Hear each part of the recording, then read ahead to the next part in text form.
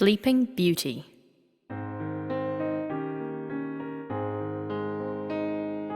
Once upon a time, there was a queen who had a beautiful baby daughter.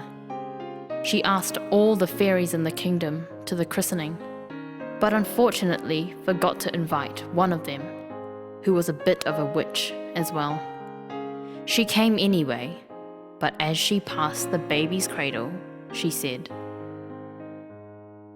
"When you are 16, you will injure yourself with a spindle and die." "Oh no!" screamed the queen in horror. A good fairy quickly chanted a magic spell to change the curse. When she hurt herself, the girl would fall into a very deep sleep instead of dying.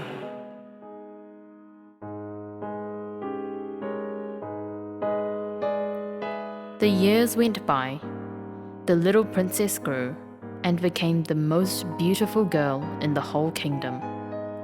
Her mother was always very careful to keep her away from spindles, but the princess, on her 16th birthday, as she wandered through the castle, came into a room where an old servant was spinning. "What are you doing?" she asked the servant. "I'm spinning. Haven't you seen a spindle before?" "No, let me see it." The servant handed the girl the spindle, and she pricked herself with it, and, with a sigh, dropped to the floor. The terrified old woman hurried to tell the queen. Beside herself with anguish, the queen did her best to awaken her daughter, but it was in vain. The court doctors and wizards were called, but there was nothing they could do. The girl could not be wakened from her deep sleep.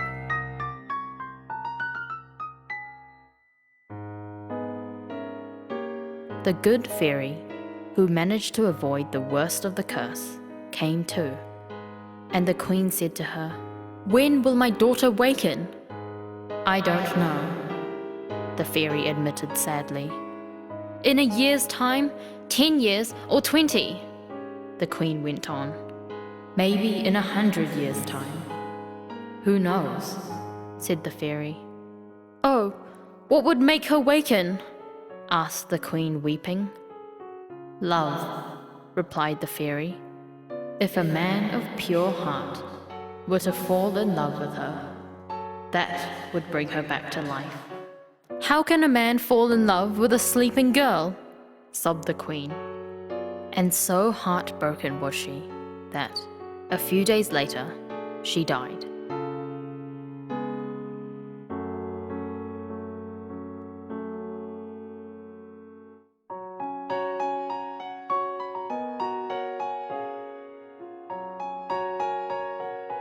The sleeping princess was taken to her room and laid on the bed, surrounded by garlands of flowers. She was so beautiful, with a sweet face, not like those of the dead, but pink like those who are sleeping peacefully. The good fairy said to herself, "When she wakens, who is she going to see around her? Strange faces and people she doesn't know? I can never let that happen. It would be too painful for this unfortunate girl." So the fairy cast a spell, and everyone that lived in the castle, soldiers, ministers, guards, servants, ladies, pages, cooks, maids, and knights, all fell into a deep sleep, wherever they were at that moment. "Now," thought the fairy, "when the princess wakes up, they too will awaken, and life will go on from there." And she left the castle, now wrapped in silence. Not a sound was to be heard. Nothing moved except for the clocks, but when they too ran down, they stopped, and time stopped with them. Not even the faintest rustle was to be heard, only the wind whistling around the turrets. Not a single voice, only the cry of birds. The years sped past. In the castle grounds, the trees grew tall, the bushes became thick and straggling, the grass invaded the courtyards, and the creepers spread up the walls. In 100 years, a dense forest grew up. Now, it so happened that a prince arrived in these parts. He was the son of a king in a country close by. Young, handsome, and melancholy, he sought solitude in everything he could not find in the company of other men: serenity, sincerity, and purity. Wandering on his trusty steed, he arrived, one day, at the dark forest. Being adventurous, he decided to explore it. He made his way through slowly and with a struggle, for the trees and bushes grew in a thick tangle. A few hours later, now losing heart, he was about to turn his horse and go back, when he thought he could see something through the trees. He pushed back the branches. Wonder of wonders! There in front of him stood a castle with high towers. The young man stood stock still in amazement. I wonder who this castle belongs to, he thought. The young prince rode on towards the castle.